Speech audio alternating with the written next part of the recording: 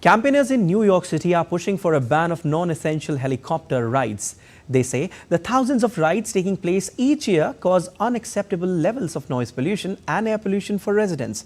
Some helicopter models produce as much as 950 pounds of carbon dioxide emissions per hour, which advocates say is bad for the planet and people's health as well. Others, though, question what impact banning rides could have on the lucrative tourism industry. Sally Patterson reports. Have a look. Clearer skies and quieter lives. In the past year, there have been 59,000 complaints filed to New York City Council over helicopter noise.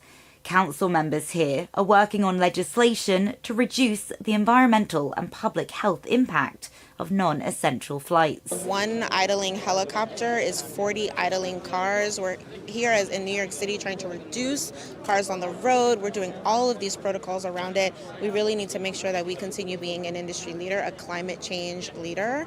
Yes, helicopter rides are a pull for tourists visiting the city. But those pushing the legislation say the revenue from flights isn't financially worth it. These two helipads owned by the city generate about $2 million in revenue. And, we have a budget of over $110 billion in the city of New York.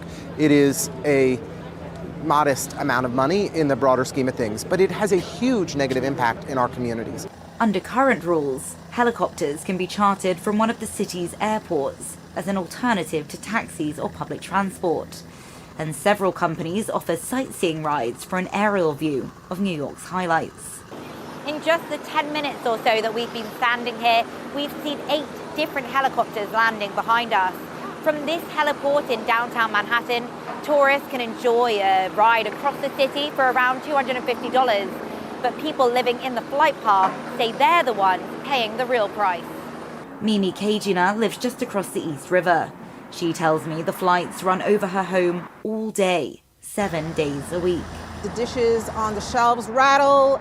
You can't speak to the person standing next to you in your own home. You have to stop and wait for the helicopter to pass by. For an individual to have the money to harass, basically it's harassment, harass thousands of people every 20 minutes, I think it's wrong.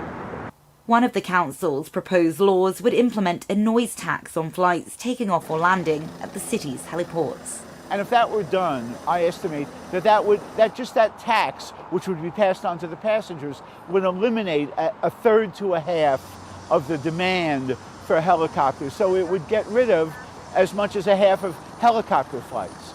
But in order to outlaw the city's popular helicopter highway, campaigners likely have a choppy ride ahead. Sally Patterson in New York, reporting for DD India.